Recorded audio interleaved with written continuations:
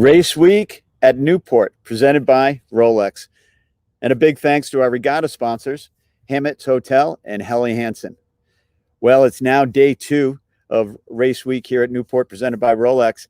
And yesterday, the racing, it went to the West Coast teams. They took an early lead in all the classes. You know, the Southern California sailors, they can go out and sail year-round. They're not used to long delays like we are here in the East between seasons. But, of course, 2020 has been anything but normal. Many people haven't been out on the water for nearly 9 months. It's amazing. Hey, we're going to get right to the action today. We're going to hop on board just before the start on Summer Storm. We're going to check out their onboard footage as they gear up.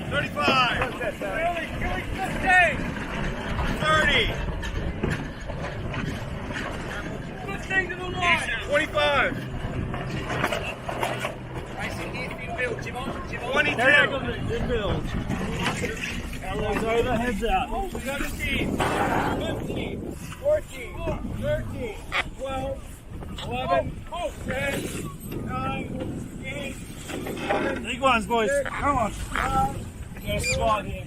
3, 2,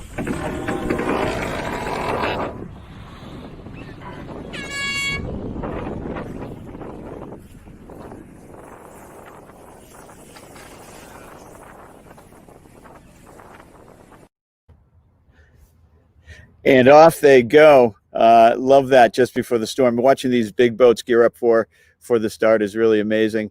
And it was a fun day of racing out of the water. We're going to get into some action from yesterday's racing and then review the results. We're going to start with the big boys. Vesper found themselves out in front after yesterday's sailing. The wind got slightly heavier than they thought. They had brought their light air jib with them, but they hung in there and persevered all day long. It was fun to watch Vesper trade tacks with Fox. Amazing. Vesper won the first and third races of the day and finished second in the middle contest. Fox is just 2 points behind after 3 races. And, of course, the big one, Bellamente, you don't want to count them out, particularly if they head offshore, which they are today, to race in that circle. As we head over to the ORC 2s, it was some of the closest racing of the day. Leading Edge won the second race by a single second over Corey Soto's Das Blue Max. To me, it's just super interesting to see all the different types of boats out there racing against each other and how the results work out with the rule and the ratings. In the third race, it was New York's Yacht Club Swan 42 Impetuous taking the win by 5 seconds over Leading Edge. But in the end, Leading Edge is living up to its name in the overall standings, 2 points ahead of Impetuous and 7 points ahead of Das Blue Max. So you look at these results, you can see they're packed in there. And as we head into the second and tomorrow, the third day of racing, of course, anything can happen. Now, the IC37s is chock full. Pin favorite start here. Didn't work out for everyone. The Pacific Yankee team, winner of the Melgis IC37 Winter Series in Fort Lauderdale in late 2019 and early in 2020. Today, they picked up right where they left off with a pair of firsts in the first 3 races. A slight bobble in a 6th in the 4th race and final race of the day allowed Blazer 2 team to pull even with them in the standings. In third is members only, just 3 points behind. That's going to be the fleet to watch. It's fun to watch all these teams get it together while they're out on the water, and today's a new day. Now, earlier today, we caught up with Greg Fisher, the class coach of the IC-37s, and here's what Greg had to say. Hey, we're here with Greg Fisher, the class coach for the IC-37s. And Greg, tell us a little bit about yesterday and the racing and what you saw out on the course. It was great racing. As a matter of fact, I think it's some of the best sailboat racing you could possibly have. They had 4 races. They were sailing in just about every condition. At every time it was either blowing or light and it was shifty. The committee had to do a good job of moving the marks around to keep up with them, which they did. And it was super racing. And just because of the boats themselves, it was really tight racing, and it just plain came down to good conservative tactics and keeping the boat at speed. Absolutely. And the starts were exciting. Yeah. They were really, the line was just the right length. Yeah, it certainly wasn't too long, but it made it exciting and really put a premium on making sure the boat was at speed, especially when it was in the lighter range. And it was great racing. They had a ton of fun. Really was cool. And what's it like? What does a class coach do? How do you handle it? Well, it's unusual to have a class coach. It's more like a college coach, which I'm really enjoying.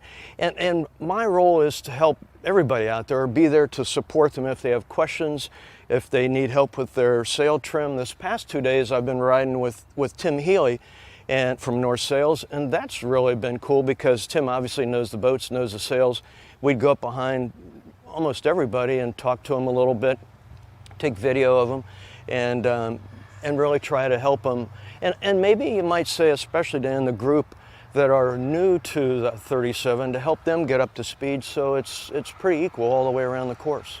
And so then you guys get together at night via Zoom? How does it work? Yeah. Well, the Zoom, of course, is the new normal these days, and that's been working really well. I'll be honest with you, we did something really different last night that in the Zoom calls that I've been on, we haven't, where we literally opened it up so anybody could talk. And then it almost became like your basic debrief when you're standing in a room and everybody's got a cocktail and they're sharing their stories and their questions. And it was great. You know, we keep it to an hour so everybody can go do their dinner, but it's neat because everybody shares. The better teams were on the call. They share what they know and what they learned, and then the teams that want to learn are asking questions. It's been a great opportunity for everybody. It's awesome. And today the course is moving offshore. So what should we expect? Well, obviously right now it's light, but from what I can tell, it looks like the sea breeze is going to come in and it's going to be another spectacular day. You know, I think it's going to be great racing, and I'm looking forward to that, to get out on the ocean too. It's great. We're back here with all the action and more coming right here on the Morning Report.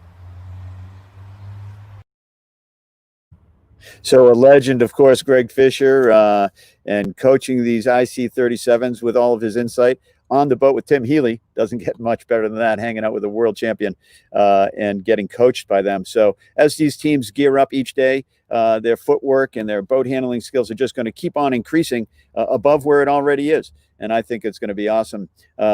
Winds are light right now here in Harbor Court. The big storm, Teddy, that's off the coast of Newfoundland, is still affecting the weather here in New England. The surfers have been loving it here on Second Beach and elsewhere in the Rhode Island shore with some big breaks.